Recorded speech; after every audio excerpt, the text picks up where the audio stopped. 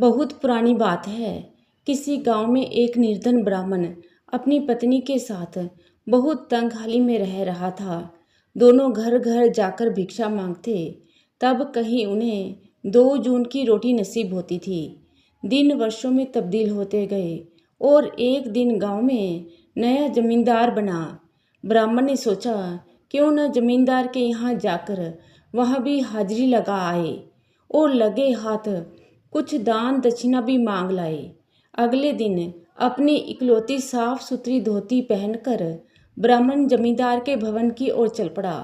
लेकिन उस समय जमींदार गांव के मामलों के बारे में जानकारी ले रहा था। जमींदार के कुछ सेवक उसे गांव के बाहर खड़े एक विशाल वट वृक्ष के बारे में बता रहे थे, जिसमें बहुत से भूतों का डेरा था।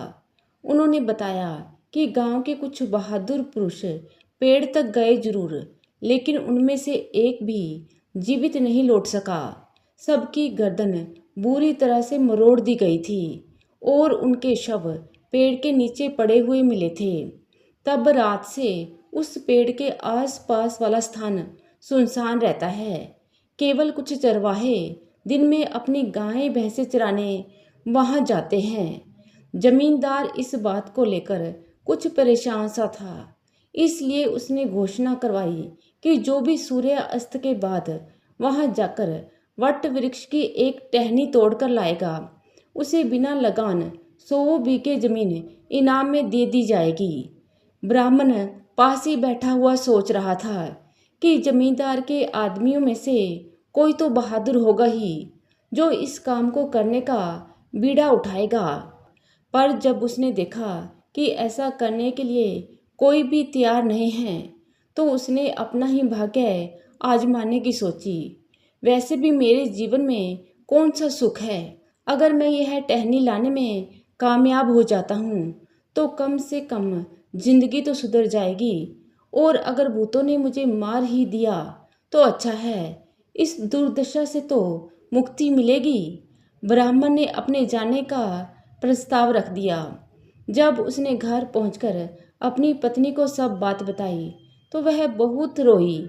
उसने ब्राह्मण से विनती की कि इस तरह अपने प्राण खतरे में ना डाले, मुझे छोड़कर मत जाओ।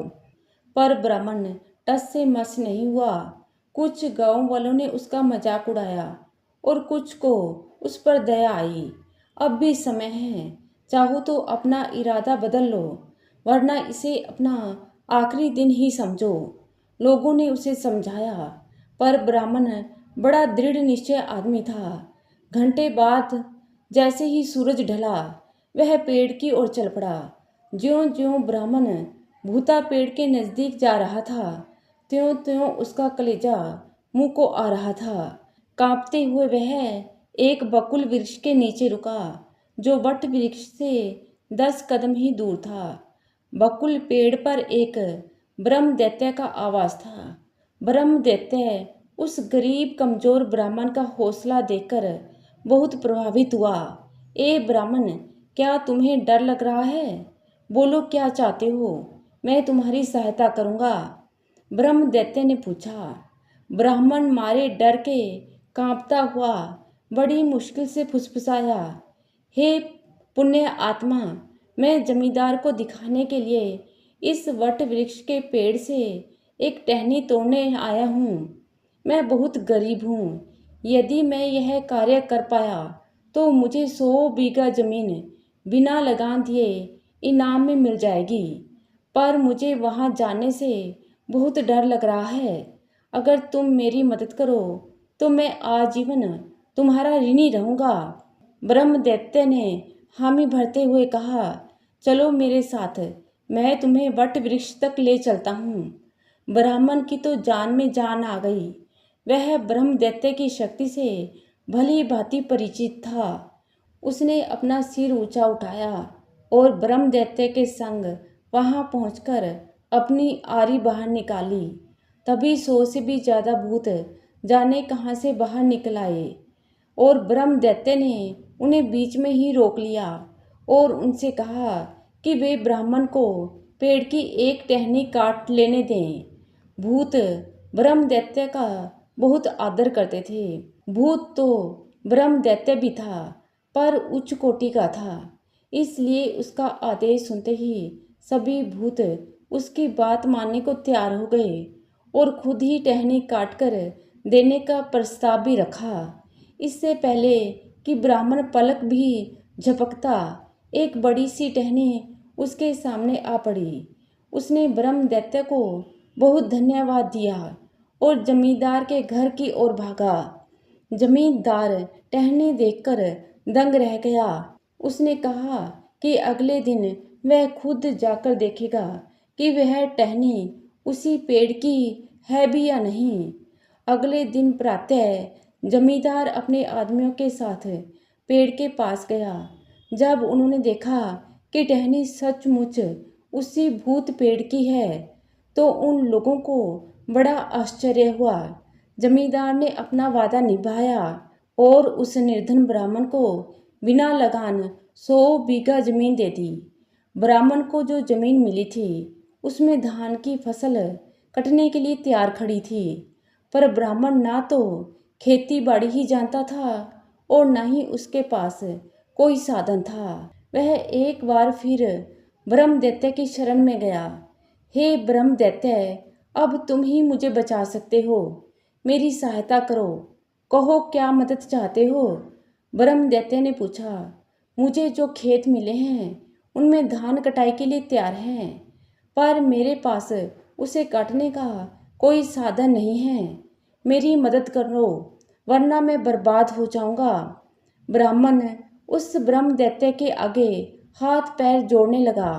दयालु ब्रह्म दैत्य ने उसे ढांढस देते हुए बोला, ब्राह्मण चिंता ना करो, मैं ना सिर्फ तुम्हारा धान कटवा दूंगा, बल्कि उसे साफ करवाकर गोदाम में भी भरवा दूंगा और पुआल को इकट्ठा करवा दूंगा। तुम तो सिर्फ इतना करना कि 100 दरातियां इकट्ठा करके रात को बकुल के पेड़ के नीचे रख देना। जिस जगह पर चावल और पुआल रखवाने हैं उस जगह को तैयार कर लेना। ब्राह्मण बेचारा गरीब था, उसके मित्र भी कोई ज़्यादा धनवान नहीं थे।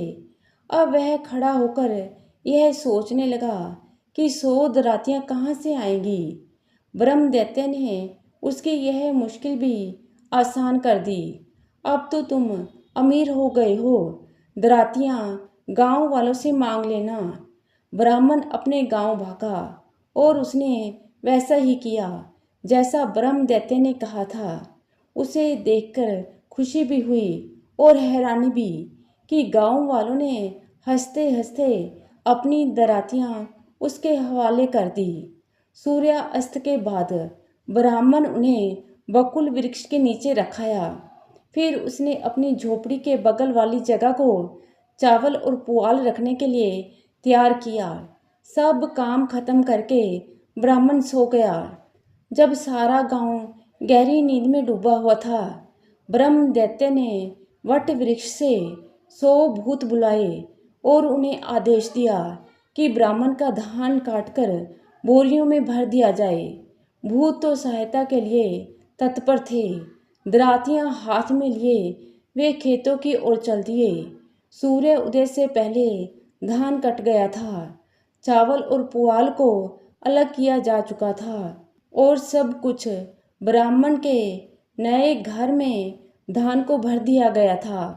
अगली सुबह ब्राह्मण और उसकी पत्नी ब्रह्म दैत्य का काम देखकर बहुत प्रसन्न हुए। गांव वालों के लिए यह चमत्कार से कम नहीं था और उन्हें विश्वास था कि ब्राह्मण पर स्वयं देवताओं की कृपा हुई है। कुछ दिन के बाद कृतज्ञता से हाथ जोड़े एक बार फिर दयालु ब्रह्म दैत्य के सामने खड़ा था। हे ब्रह्म दैत्य, क्या तुम मेरी सहायता एक बार फिर करोगे? मैं देवताओं को उनकी कृपा के लिए धन्यवाद देना चाहता हूँ। उनके लिए मुझे 1000 ब्राह्मणों को भोज पर बुलाना है। यदि तुम मुझे एक विशाल भोज के लिए साधन सामग्री जुटा दो तो मैं आजीवन तुम्हारा आभारी रहूँगा। ब्रह्म दैत्य भी बहुत ही भले स्वभाव का था। उसने कहा, तुम्हारी इच्छा जरूर पूरी होगी। तुम मुझे वह स्थान दिखा दो जहाँ मैं साधन सामग्री जमा कर सकूं। ब्राह्मण ने एक कमरा काम चलाऊ गोदाम बनाने के लिए तैयार कर दिया। ब्रह्म भोज से एक दिन पहले उसने देखा कि कमरा सामग्री से लबालब भरा पड़ा है। 100 डिब्बे देसी घी, आटे के विशाल ढेर, तरह तरह की साग सब्जी, करीब 100 डिब्बे चीनी, तकरीबन उतने ही दूध दही के डिब्बे और बाकी सब सामान जो एक भव्य भोज के लिए आवश्यक होता है। ब्राह्मण यह सब देखकर खुशी से झूम उठा। फिर ब्राह्मण ने 100 रसोइयों को 1000 ब्राह्मणों का खाना बनाने का काम सौंपा। अगले दिन मौसम एकदम साफ और स्वच्छ था। ब्राह्मण और उसकी पत्नी लगातार आते जा रहे ब्राह्मणों के स्वागत सत्कार में लगे थे। उसने खुद कुछ नहीं खाया क्योंकि वह इस भोज का आनंद ब्रह्मदैत्य के साथ उठाना चाहता था।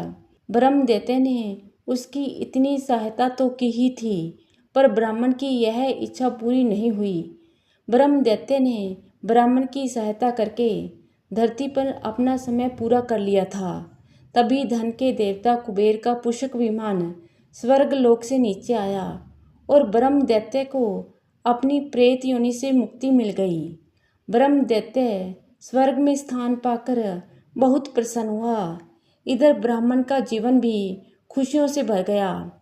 उसके कई पुत्र पुत्रियां हुईं और कई वर्षों तक वह उनके साथ अपने पुत्र पोत्रियों के साथ पृथ्वी लोक का आनंद लेता रहा।